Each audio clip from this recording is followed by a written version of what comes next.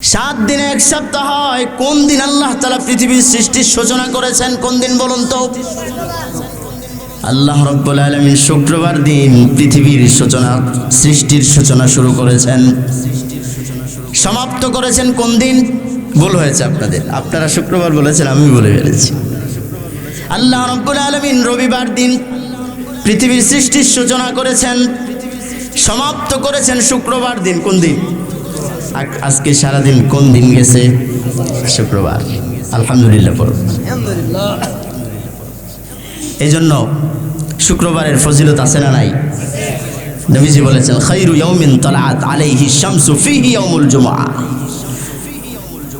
দিবসের মধ্যে সর্বোত্তম এবং শ্রেষ্ঠ দিবস হলো শুক্রবার দিবস। এই দিবসকে আল্লাহ রাব্বুল আলামিন মুমিনদের জন্য ঈদ হিসাবে ঘোষণা করে দিয়েছেন। সুবহানাল্লাহ। তারপরে আল্লাহ রাব্বুল আলামিন বলছেন, ইউগশিল লাইলান নাহারা يطلبه حسيسا والشمس والقمر والنجوم مسخرات بأمري। আল্লাহ রাব্বুল আলামিন তোমাদের জন্য এই আকাশকে সুন্দরভাবে সাজিয়েছেন, তার মধ্যে সূর্যকে সৃষ্টি করেছেন। দিনের বেলায় সূর্য ওঠে, রাতের বেলায় চন্দ্র ওঠে, তারকারাজি ঝলমল করতে থাকে। আল্লাহ রাব্বুল আলামিন অপর আয়াতে বলেছেন, ওয়ালাকাদ যায়্যানাস সামাআদ দুনিয়া বিমাসাবিহা ওয়া হিফযা। আল্লাহ তাআলা তোমরা যে আকাশকে দেখতে পাও, সে আকাশকে নক্ষত্ররাজি তারকামালা দিয়ে সাজিয়ে দিয়েছেন। আল্লাহ আল্লাহ রাব্বুল আলামিন আমাদের সৌন্দর্যের জন্য পৃথিবীকে সাজিয়ে দিয়েছেন। কাদের জন্য বলুন?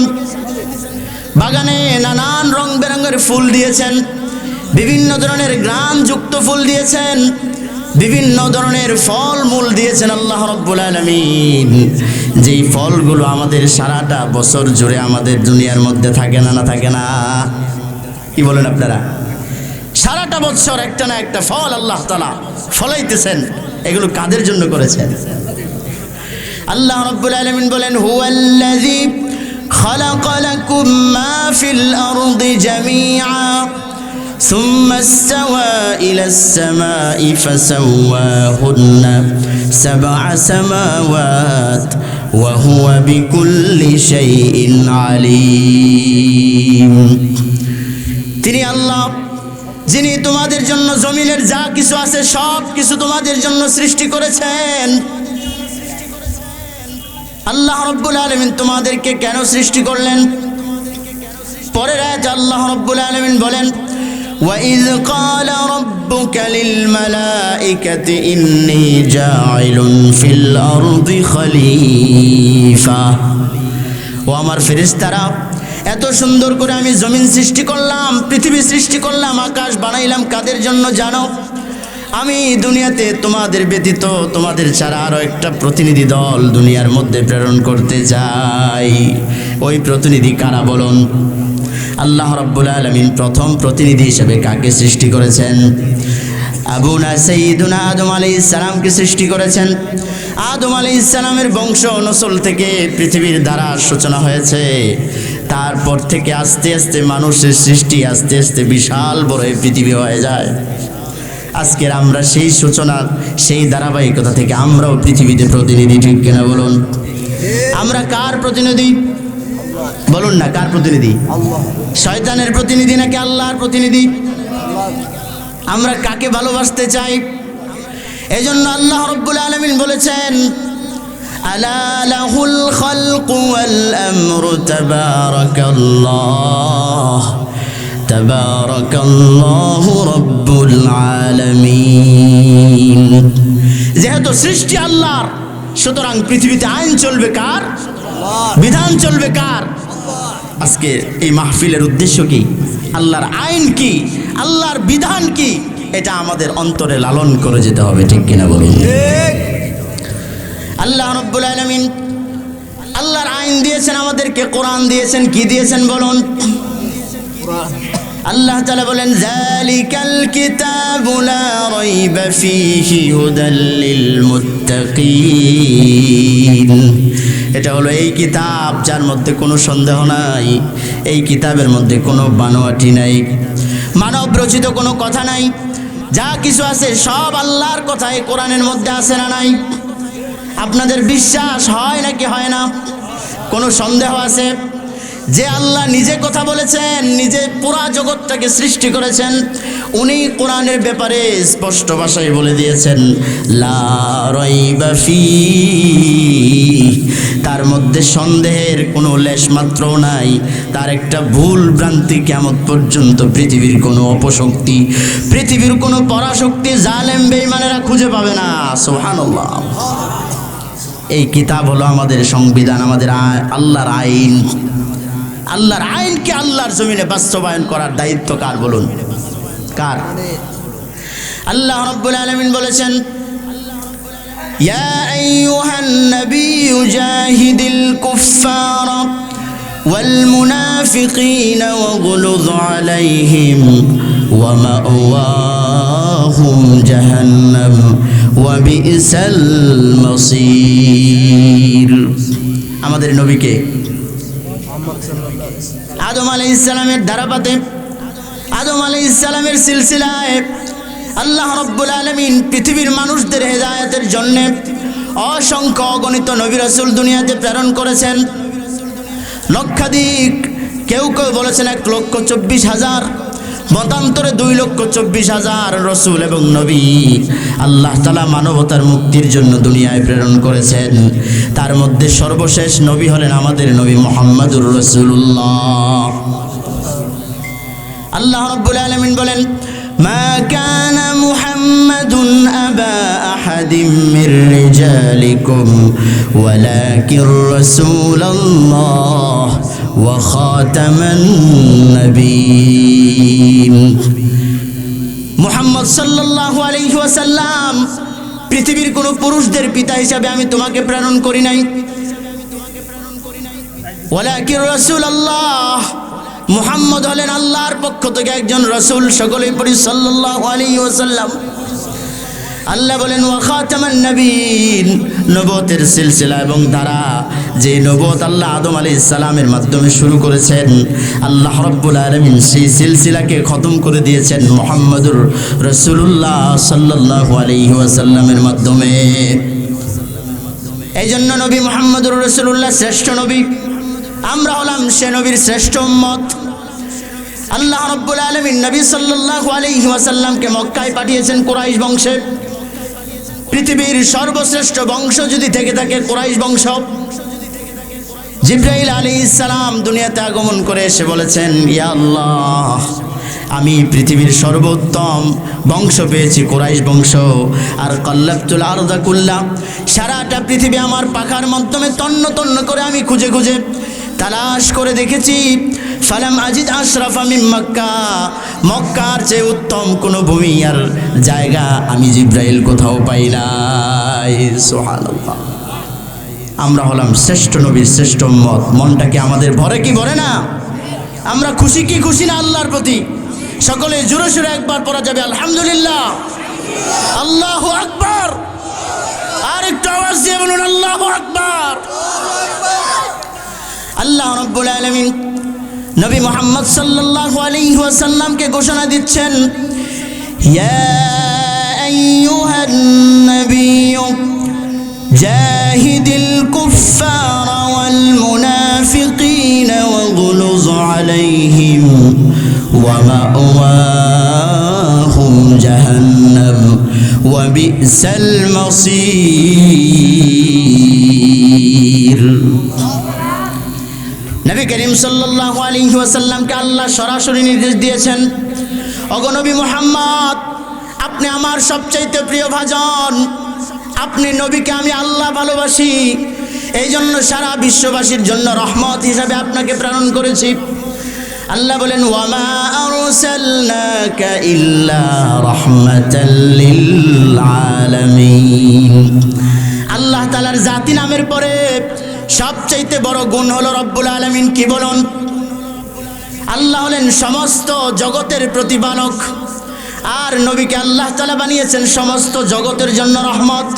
আল্লাহ বুঝায় দিচ্ছেন, ওগো নবী, যেই পর্যন্ত আমি রবের রুবুবিয়ত চলে ওই পর্যন্ত আপনি নবী রহমত। সুবহানাল্লাহ। কোনো সন্দেহ আছে? আল্লাহ তাআলা সেই নবীকে বলছেন, আপনি বেঁচে থাকেন এটা আমার প্রয়োজন নাই, আপনি দুনিয়ার জমিনে বিলাসিতা করেন এটা আমার প্রয়োজন নাই, এই জন্য আপনি শ্রেষ্ঠ নবীকে আমি আল্লাহ বাদশা বানাই নাই, দুনিয়ার কোনো আরাম প্রিয় ব্যক্তি আপনাকে বানাই নাই, সবচেয়ে বেশি কষ্ট আমি আপনি নবীকে দিয়েছি। দেয় কি দেয় নাই? এই জন্য আল্লাহ বলছেন, আপনার মাধ্যমে আমি একটা মিশন কায়েম করতে চাই। সেই মিশনটা হলো দিন কায়েমের মিশন। কিসের মিশন বলেন? যেই দিন কায়েম আল্লাহ তাআলা ঈসা নবীকে দিয়েছেন, মূসা নবীকে দিয়েছেন, জলিলুল কদর পয়গম্বর ইব্রাহিম ইসমাইল আলাইহিস সালামকে দিয়েছেন। আল্লাহ বলেন, শারা'a লাকুম মিনাদ-দীনি মা ওয়াসসা বিহি নূহান ওয়াল্লাযী আওহাইনা ইলাইকা ওয়া মা ওয়াসাইনা বিহি ইব্রাহিম ওয়া মূসা ওয়া ঈসা। যতগুলো নবীদের নাম শুনলেন আল্লাহ রাব্বুল আলামিন এই আয়াতের মধ্যে এবং কোরআনের মধ্যে যতগুলো নবীদের নাম আছে, যাদের নাম নাই সমস্ত নবীদেরকে একটাই কথা আল্লাহ বলেছেন, আন আকিমুদ্দিন, তোমাদের একটাই কাজ দুনিয়ার জমিনে আমি আল্লাহর বিধান কায়েম করা। আল্লাহু আকবার। কার বিধান কায়েম করা? কার আইন চালু করতে হবে দুনিয়ার মধ্যে? মানুষেরা বলে, ইয়াকুলুনা হাল্লানা মিনাল আমরি মিন শাই, আমাদের কোনো নেতৃত্ব আর ক্ষমতা আইন চলবে কিনা? নবী বলুন, কুল ইন্নাল আমরা কুল্লাহু লিল্লাহ। ক্ষমতা আইন যদি কারো থাকে একমাত্র আল্লাহ তাআলার আছে। পৃথিবীর মানব রচিত কোনো আইন বাস্তবায়ন করা মুসলমানদের কাজ নয়। ঠিক কিনা বলুন? এই জন্য আল্লাহ বলেছেন, ইয়া আইয়ুহান নবী, আপনাকে আমি পাঠিয়েছি জাহিদিল কুফার। মক্কি জিন্দেগিতে অনেক কষ্ট করেছেন, গোপনে গোপনে আমি আল্লাহর কথা বলেছেন। মক্কার মানুষ আপনাকে সম্মান করে নাই, কদর করে নাই। আপনি মক্কা থেকে বের হয়ে মদিনায় চলে যান, মদিনায় চলে গিয়েছেন, হিজরত করেছেন, নবীজি দেশ ত্যাগ করেছেন, দেশের আত্মীয় স্বজন সব কিছুকে ত্যাগ করে আল্লাহর নির্দেশ বাস্তবায়ন করার জন্য নবীজি মদিনায় গিয়েছেন। মদিনায় যাওয়ার পরে আল্লাহ রাব্বুল আলামিন ঘোষণা দিলেন, হ্যাঁ নবী, মদিনায় কিন্তু আপনাকে রাজা বাদশা আমি বানাইছি, ঠিক আছে, নেতা বানাইছি, আপনাকে আমি পার্লামেন্ট দিয়েছি, মদিনায় কোরআনিক পার্লামেন্ট আপনি গড়েছেন, কিন্তু গড়ার পরে আপনি বসে থাকার কোনো সুযোগ নাই। কাফেররা আপনাদের বিরুদ্ধে ষড়যন্ত্র করছে কি করছে না? চতুর্মুখী ষড়যন্ত্র। আল কুফরু মিল্লাতুন ওয়াহিদা, কাফের মুশরিক বেঈমানেরা সকলে এক জাতি। মুসলমানদেরকে বিনাশ করার জন্য, বিনষ্ট করার জন্য আপনাদের বিরুদ্ধে ষড়যন্ত্রে লিপ্ত আছে। সুতরাং কান খোলা রাখতে হবে। জাহিদিল কুফার ওয়াল মুনাফিকিন ওয়াগলুজ আলাইহিম ওয়া মাওয়াহুম জাহান্নাম ওয়া বিসাল মাসির। সূরা আত-তাওবা। আল্লাহ বলছেন, আপনি কাফের এবং মুনাফিকদের বিরুদ্ধে যুদ্ধ করুন, তাদের বিরুদ্ধে আন্দোলন গড়ে তুলুন। ওয়াগলুজ আলাইহিম, তাদের ব্যাপারে কঠোর নীতি অবলম্বন করুন, তাদের সাথে কোনো আপোষ করার সুযোগ নাই। ইসলামের শত্রুরা, ইসলামের শত্রুরা,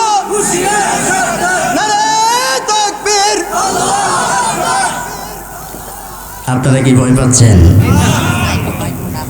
আল্লাহ রাব্বুল আলামিন নবী করিম সাল্লাল্লাহু আলাইহি ওয়াসাল্লামকে কিসের নির্দেশ দিলেন? গোপনে গোপনে বহুত দাওয়াত দিয়েছেন, এখন গোপনে দাওয়াত দেওয়ার সময় না। ফামান ইয়াকফুরু বিত-তাগুতি ওয়া ইউমিন বিল্লাহি ফাকাদ ইসতামসাকা বিল উরওয়াতিল মুসকা। সত্য মিথ্যা মানুষের কাছে প্রকাশ হয়ে গেছে। কাফেররা মিথ্যা, কাফেররা নাপাক, মুশরিকরা নাপাক, তাদের সাথে আল্লাহর কোনো সম্পর্ক নাই। মুমিনরা হলো পবিত্র। আল্লাহ রাব্বুল আলামিন মুমিনদেরকে ভালোবাসেন, এজন্য বলেছেন, ওয়াল্লাযীনা আমানু আশাদ্দু হুব্বাল লিল্লাহ। যারা ঈমান এনেছে, বিশ্বাস স্থাপন করেছে আল্লাহর প্রতি, তারাই আল্লাহকে সবচেয়ে বেশি ভালোবাসে। ঠিক কিনা বলুন? আমরা আল্লাহকে ভালোবাসি কি বাসি না? কতটুকু ভালোবাসি? মা বাবার চাইতে কম না বেশি? সবচেয়ে বেশি কার স্মরণ? বলেন না, একটু জোরে জোরে বলেন না, কার স্মরণ আমরা বেশি করি? এত পরিমাণে বান্দা আল্লাহকে ডাকে, যত পরিমাণে বান্দা মা কেউ ডাকে না, বাবা কেউ ডাকে না। এটাই আল্লাহ বলে দিয়েছেন, ওয়ালা যিকরুল্লাহি আকবার। আল্লাহর স্মরণই সবচেয়ে বেশি। 5 ওয়াক্ত সালাতের মধ্যে আল্লাহকে স্মরণ করি। বিভিন্ন জায়গায় আল্লাহ দোয়া শিখিয়ে দিয়েছেন, দোয়ার মধ্যে আল্লাহর নাম জপি কি জপি না? বিপদে পড়লে আল্লাহর নাম বলি নাকি বাবার নাম বলি? তাইলে নিয়ামত যখন পাই তখন কার নাম জপি বলুন? আলহামদুলিল্লাহ পড়ি। এই জন্য নবীজি একটা আশ্চর্য হাদিস বলেছেন। নবীজি বলেন, আজাবান লি আমরিল মুমিন। মুমিনের বিষয়টা আমার কাছে মারাত্মকভাবে আশ্চর্য লাগে। এত আশ্চর্যজনক মনে হয়। কই কেন? ইযা সাররাতহু ইযা আসাবাতহু দাররা। যখন মুমিনের কাছে কোনো বিপদ আসে, বিপদে আক্রান্ত হয়, জুলুমের শিকার হয়, মুমিনকে যখন ঈমানের কারণে মানুষ গালি দেয়, দেয় কি দেয় না? সুন্নত পালন করার কারণে মানুষ তাকে কটাক্ষ করে, বিভিন্ন ধরনের কথা বলে। নামাজ পড়তে আসলে কয় যে মুন্সি হয়ে গেছে। এখন মসজিদ ধরে ফেলছে, না জানি আবার কোন কারবার, বলে কি বলে না? এখন দাড়ি রাইখে ফেলছে, না জানি আবার কোন কারবার। বিভিন্ন ধরনের কথা বলে মুমিনদেরকে, মানুষকে কষ্ট দেয়, মানুষ কষ্ট দেয়, জালেমরা কষ্ট দেয় কি দেয় না?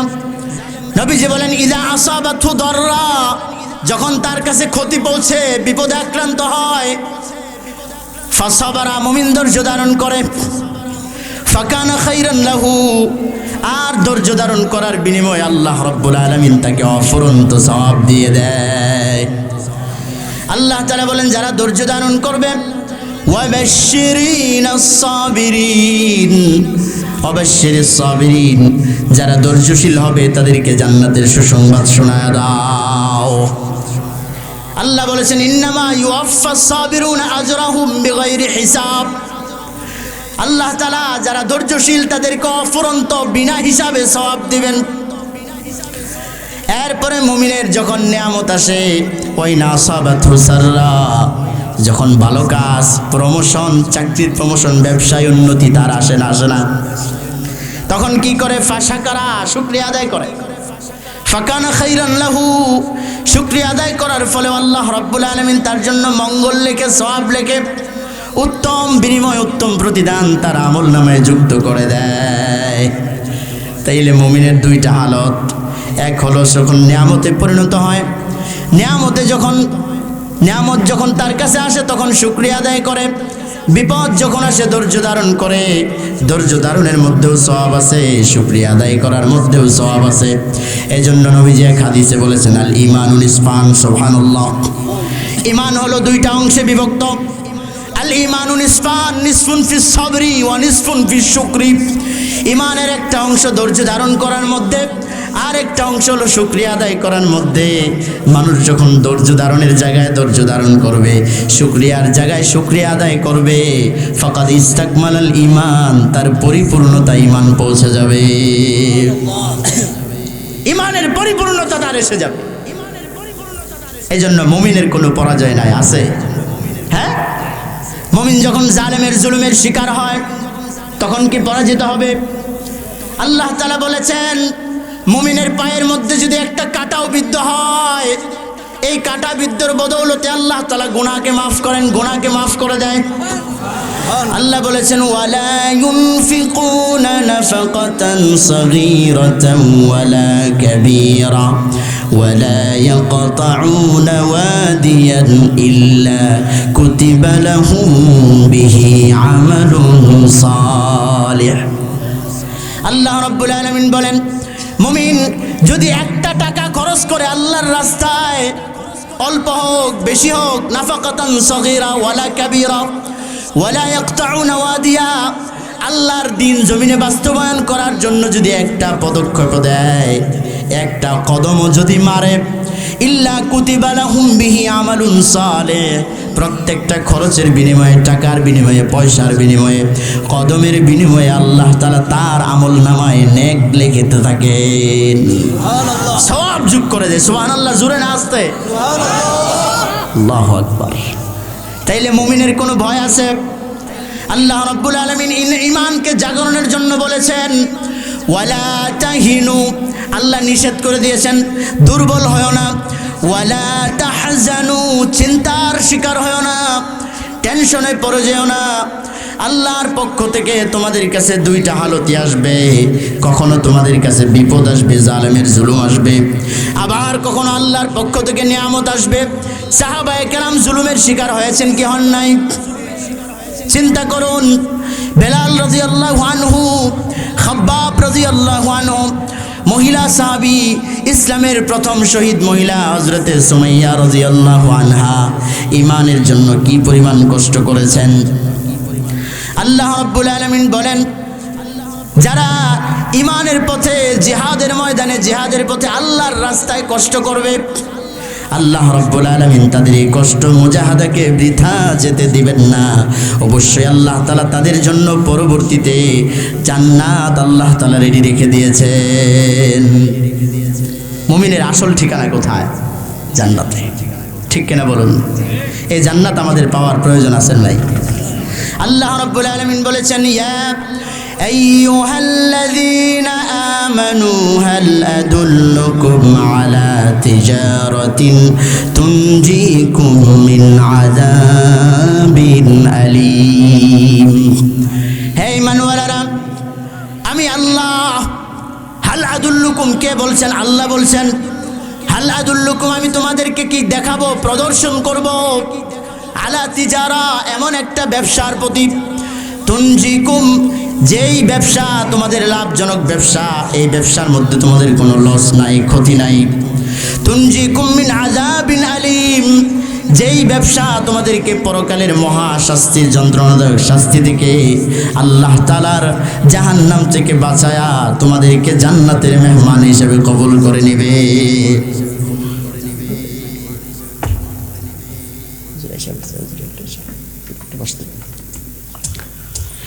আল্লাহ রাব্বুল আলামিন আমাদেরকে তিনটা কাজ দিয়েছেন। ব্যবসাটা কি? এক নম্বর হলো তুমিনুনা বিল্লাহ, এক নম্বর কাজ হলো আল্লাহর প্রতি বিশ্বাস স্থাপন করা। কার প্রতি? ওয়া তুজাহিদুনা ফি সাবিলিল্লাহি বিআমওয়ালিকুম ওয়া আনফুসিকুম। দ্বিতীয় নম্বরের কর্মসূচি হলো আল্লাহর পথে তোমাদের জান এবং মালের বিনিময়ে যুদ্ধ করবে। আল্লাহর পথে তোমাদের জান এবং মাল বিনিময় করে জিহাদ করবে, চেষ্টা প্রচেষ্টা করবে। وَتُجَاهِدُونَ فِي سَبِيلِ اللَّهِ بِأَمْوَالِكُمْ وَأَنفُسِكُمْ ذَلِكُمْ خَيْرٌ لَكُمْ إِن كُنتُمْ تَعْلَمُونَ। এটা হলো তোমাদের জন্য সবচেয়ে উত্তম কাজ, যদি তোমরা বুঝতে। কিভাবে উত্তম কাজ? আজকে মনে করুন আমরা জিহাদের আলোচনা করতে ভয় করি, ঠিক কিনা বলেন? বিগত বেশ কিছু সময় ধরে বাংলাদেশের পরিবেশে জিহাদের কথা মানুষ ভুলে গেছে।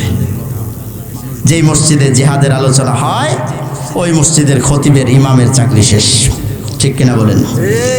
মাদ্রাসায় যদি জিহাদের কোনো বই থাকে, কোনো উস্তাদ যদি জিহাদের কথা বলে, তার চাকরিও শেষ।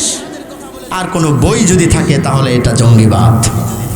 আপনারা বলুন, জিহাদ আর জঙ্গিবাদ কি দুইটা এক জিনিস? আমি কথা সংক্ষিপ্ত করব। আমাদের শ্রদ্ধাভাজন ব্যক্তি, অত্র এলাকার পরিচিত মুখ, আপনাদের প্রিয়ভাজন, আমাদের প্রাণের স্পন্দন আল্লামা আব্দুল সালাম রসুলপুরি সাহেব আমাদের মাঝে উপস্থিত। কি বলেন? উনি আমাদের সম্মানের পাত্র কিনা? হ্যাঁ, কি পরিমাণ! আল্লাহু আকবার। জন্মের পর থেকে ওনাকে এই ওয়াজের ময়দানে দেখতেছে। আল্লাহ তাআলা হযরতকে হায়াত নসিব করুন, সকলেই পড়ুন আমিন। আমি আমার কথা শেষ করব। তো আল্লাহ রাব্বুল আলামিন আমাদেরকে কি বুঝাচ্ছেন অত্র আয়াতের মধ্যে? তুজাহিদুনা ফি সাবিলিল্লাহ, বিআমওয়ালিকুম ওয়া আনফুসিকুম, তোমাদের দ্বিতীয় কর্মসূচি হলো ঈমানের পরে আল্লাহ এবং আল্লাহর রাস্তায় তোমাদের জান এবং মালকে ব্যয় করে জিহাদ করতে হবে। হযরত আবু যর গিফারি রাদিয়াল্লাহু আনহু খুব নম্র মেজাজের মানুষ, নবী করিম সাল্লাল্লাহু আলাইহি ওয়াসাল্লামের দরবারে এসে জিজ্ঞাসা করলেন, আইয়ুল আমালি আফজালু ইয়া রাসূলুল্লাহ, ইসলামের মধ্যে তো অনেক ধরনের আমল আছে, কোন আমল সর্বোত্তম? বিভিন্ন সাহাবায়ে কেরাম এই ধরনের প্রশ্ন করতেন। সুবহানাল্লাহ। আপনাদের মনেও প্রশ্ন জাগে কি জাগে না? অবশ্যই জাগতে হবে। প্রশ্ন যদি আমাদের না জাগে তাহলে আমাদের ইলমের কমতি। কি বলেন? প্রশ্ন যদি আমরা করতে পারি তাহলে বোঝা গেল কিছুটা ইলম, কিছুটা সমাজ আর বুঝ, ফাকাহাত ফিদ্দীন আমাদের ভিতরে আছে। আবু যর গিফারি প্রশ্ন করছেন, আইয়ুল আমালি আফজালু ইয়া রাসূলুল্লাহ, ইসলামের কোন আমলটা সর্বোত্তম? নবী করিম সাল্লাল্লাহু আলাইহি ওয়াসাল্লাম বলেন, আল ঈমানু বিল্লাহ, আল্লাহর প্রতি বিশ্বাস স্থাপন করা সর্বোত্তম। আবু যর গিফারির মনটা ভরলো না, কই ঈমান তো আমি রাখি, আল্লাহকে তো আমি আগেই বিশ্বাস করছি, আপনি যখন দাওয়াত দিয়েছেন, আপনার কাছে যখন আমি মুসলমান হয়েছি তখনই তো আমার ভিতরে ঈমান আছে, ঠিক কিনা বলেন? আবু যর গিফারি আবার প্রশ্ন করছেন, সুম্মা আইয়ুন, তারপরে কোনটি? নবী করিম সাল্লাল্লাহু আলাইহি ওয়াসাল্লাম উত্তর দিয়েছেন, আল জিহাদু ফি সাবিলিল্লাহ, আল্লাহর রাস্তায় জিহাদ করা ঈমানের পরে সর্বোত্তম আমল। আয়াত এবং হাদিসের কথা আপনারা বুঝছেন। আয়াতে কি বলেছেন? তুমিনুনা বিল্লাহ ওয়া তুজাহিদুনা ফি সাবিলিল্লাহ, ঈমানের পরে আয়াতের মধ্যে জিহাদের কথা বলেছেন। হাদিস নবী করিম সাল্লাল্লাহু আলাইহি ওয়াসাল্লাম এই আয়াতের সরাসরি হাদিস দিয়ে তাফসীর করছেন, ঈমানের পরে সর্বোত্তম মুসলমানদের জন্য আমল হলো আল্লাহর রাস্তায় জিহাদ। ঠিক কিনা বলেন? তাহলে আপনারা আসতে বলতেছেন যেন? এখন আপনারা আসতে বলার একটা কারণ হইল, জিহাদকে এতদিন আপনারা সন্ত্রাস শুনেছেন। জিহাদ মানে বোমাবাজি, জিহাদ মানে মানুষকে হত্যা করা, মানুষকে মারা, মানুষের অধিকার কেড়ে নেওয়া। এর নাম জিহাদ নয়। এর নাম কি নয়? জিহাদ কি জিনিস? হাদিসের ব্যাখ্যায় আপনারা বুঝবেন, সংক্ষিপ্তভাবে আমি বলছি। আবু যর গিফারি যেই ধরনের প্রশ্ন নবী করিম সাল্লাল্লাহু আলাইহি ওয়াসাল্লাম করেছেন, অনেক সাহাবী এসে আরেক সাহাবী এসে বলছেন, আইয়ুল আমালি আফজাল ইয়া রাসূলুল্লাহ, ওগো নবী, কোন আমল সর্বোত্তম? নবীজি উত্তর দিয়েছেন, আস-সালাতু লিওয়াক্তিহা, সময় মতো নামাজ পড়া সর্বোত্তম। সময় মতো নামাজ পড়াও হলো জিহাদ ফি সাবিলিল্লাহ। ঠিক কিনা বলেন? নবীজি এক হাদিসের মধ্যে বলেছেন, আলা আদুল্লুকুম আলা মা ইয়ামহুল্লাহু বিল খাতায়া ওয়া ইয়ারফাউ বিহিদ দারাজাত, আমি কি তোমাদেরকে বলবো না কোন জিনিস তোমাদের মর্যাদা বৃদ্ধি করবে, গুনাহকে মাফ করবে, গুনাহকে মোচন করে দিবে? সাহাবায়ে কেরাম বললেন, বালা ইয়া রাসূলুল্লাহ, অবশ্যই বলুন। নবীজি বলেছেন, ইসবাগুল উযুই আলাল মাকারিহ, কষ্টের মধ্যে শীতের সময় ওযুকে পরিপূর্ণ করা। ওয়া কাসরাতুল খুতা ইলাল মাসাজিদ, মসজিদে বেশি বেশি গমন করা। ওয়া ইন্তিজারুস সালাতি বাদাস সালাহ, এক নামাজের পরে আরেক নামাজের জন্য অপেক্ষা করা সর্বোত্তম। এগুলো তোমাদের জন্য গুনাহ মাফের কারণ, মর্যাদা বৃদ্ধির কারণ হবে। নবীজি কি বলছেন পরে শোনেন, ফাযালিকুমুর রিবাত, এটাই হলো তোমাদের জন্য জিহাদ। সুবহানাল্লাহ নাই?